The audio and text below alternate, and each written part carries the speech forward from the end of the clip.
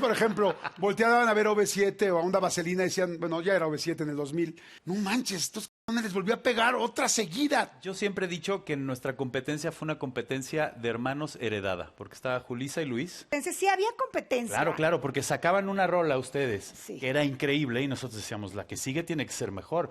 No, Cabá era más alternativo y OV7 era más fresa. ¿no? ¿Cómo es o qué era ser, pues sí, estrella de los 90? O sea, ser un cantante, ser famoso, ser una persona pública con la música, que no hay nada más fuerte desde mi punto de vista públicamente que la música, ¿no? O sea, tú nunca vas a ver un lugar lleno con 80,000 personas que no sea música.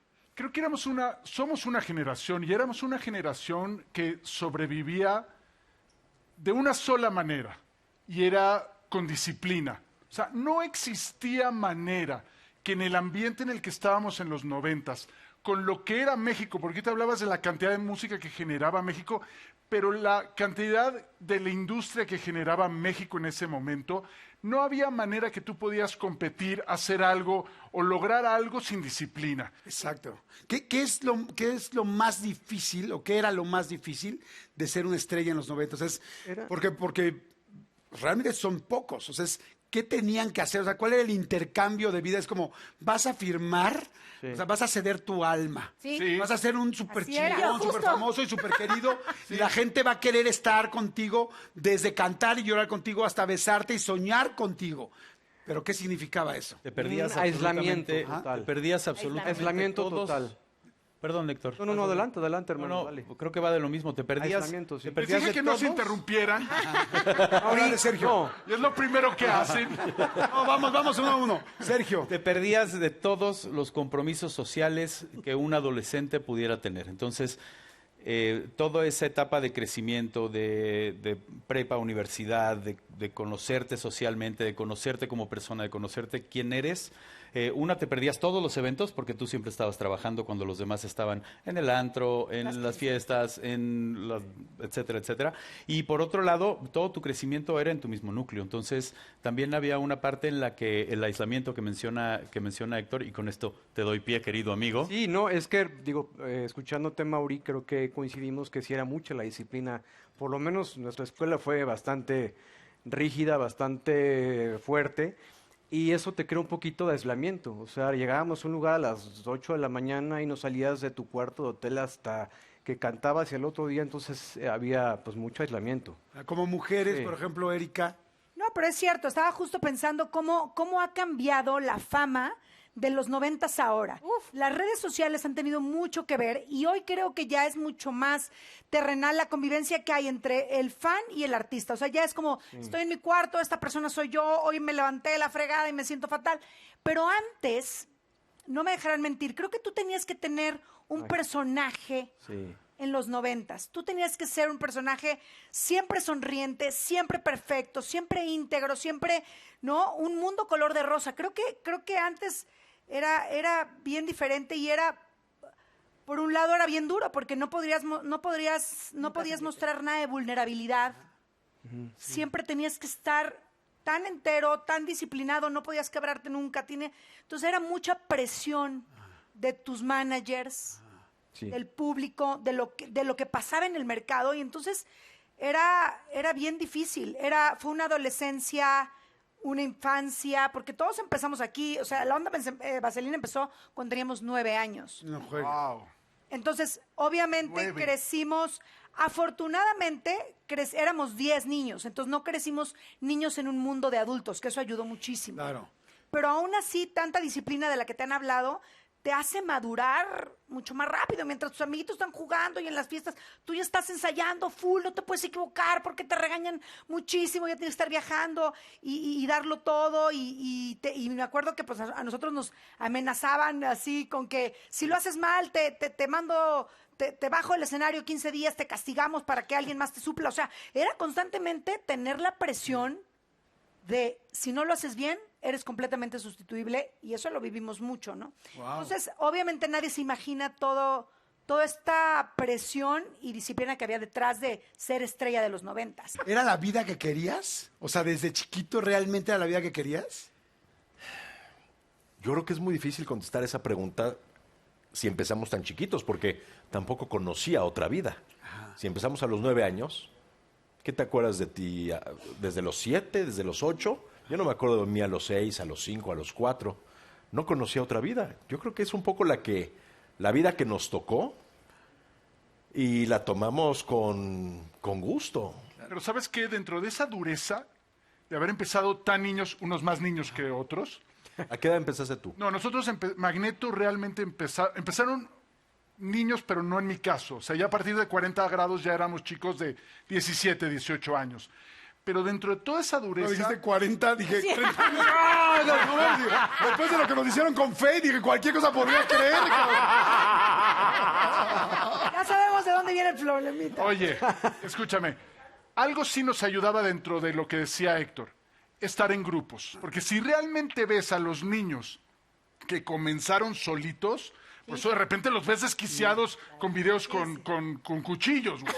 Porque, o sea, realmente vivir eso desde los 9, 10 años, funcionar, hacerte exitoso, te vuelves los héroes de tu casa, los proveedores de tu casa. La en muchos colonia. casos. Oye. Sí, a nosotros nos ayudó mucho estar en grupos. ¿Pero lo volverías a hacer? 100%. Sí. Claro. La pregunta, ¿lo volverías a escoger? Sin duda. Sin Yo creo que duda, todos, sin ¿no? duda. Sí, 100%, yo creo que 100% todos. lo volvería a escoger. Era más difícil. Movería algunas cosas, ¿no? Pero sí. Oye, pero hablemos- A ver, pero fíjate, es una buena pregunta. ¿Qué moverías? ¿Qué crees? O sea, nosotras toda la vida pensamos que nuestros managers eran amateur, que le copiaban a los grandes managers, tanto a Julissa como a Antonio Berumen. Y siempre dijimos, queremos esos managers. Y decíamos, ¿cómo, no? Y ellos se formaron como pudieron formarse, ¿no? Y lograron lo que lograron. O sea, con tú le estás nosotros. diciendo a tus managers de que les copiaban a ellos. O sea, 100%. los sirventes les copiaban a ellos. 100%. De hecho, hubo un momento en donde Toño y Alejandro quisieron hacer ahí algún... Más bien, Toño quería comprarnos de Alejandro y Alejandro dijo que no. Y estando Alex en la familia Sirvent, pues de alguna forma también le aprendía a los Mercurio. Claro. Y era diferente porque éramos niñas, ¿no? Pero y manejar hombres a manejar mujeres es un mundo diferente. Pero sí creo que a mí me hubiera gustado tener un poquito más de profesionalismo en cuanto a management. Ok, entiendo. Oigan, otra cosa que yo veo a diferencia de hoy es las chingas que se han parado ustedes, o sea, verdaderamente, porque hoy, como bien lo decía la güera, o sea, tú agarras un teléfono y la gente te sabe que vas a estar ahí, tú puedes hacer 3 lives y entonces la gente te tiene cerca.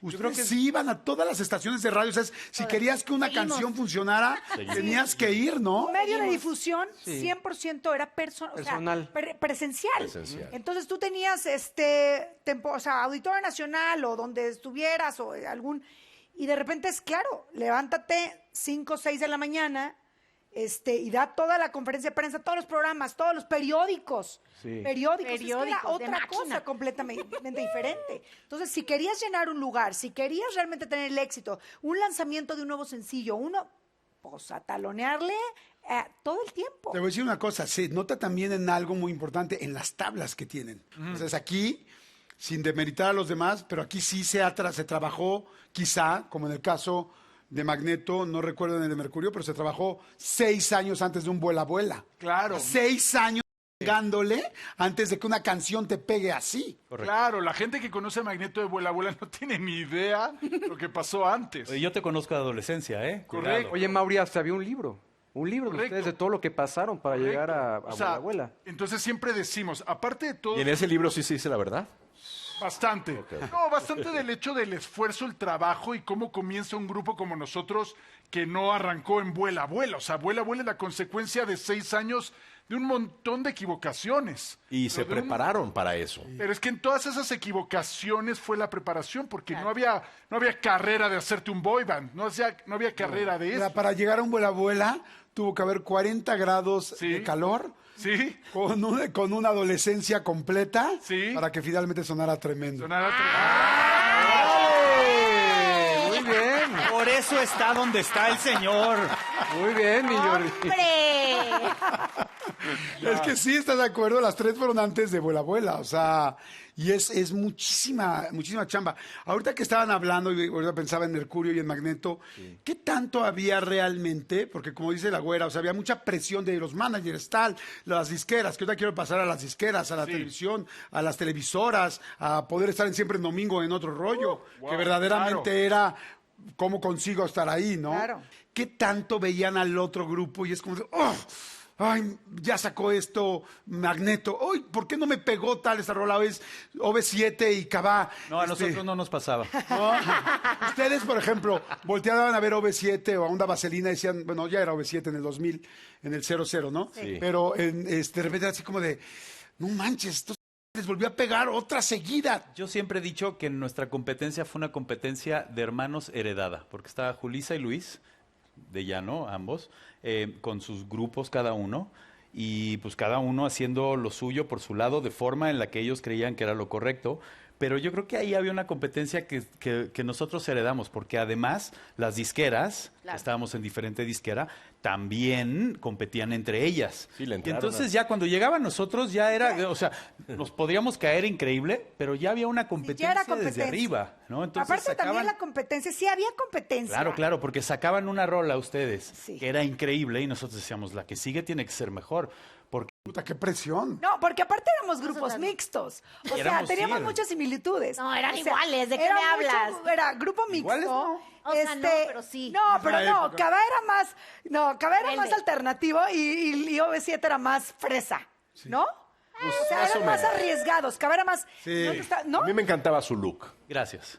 Y entonces, Pero ustedes te voy a decir decían, qué. no, yo no me pondría jamás eso. Ajá, yo sí creo que había- Sí, era muy arriesgado. Sí, Pero eran aparte te voy a decir arriesgados. que Arriesgadísimo. los fans, si tú te acuerdas, o sea, antes de la gira de OV7 Cabá, o sea, en OV7 Cabá fue una gira que hace rato hablábamos de eso, fue un éxito, duró 2 años casi, no sé cuántos conciertos, que fue un fenómeno esa gira que fue increíble, pero veníamos de hacer muchos años competencia. Muchos Y no años. nada más como grupos, los fans también, era de, ¿a quién sigues, OV7 o a Cabá? Ah, Sí. ¿qué team ¿Qué eres? team eres? Claro. Pero sí, sí.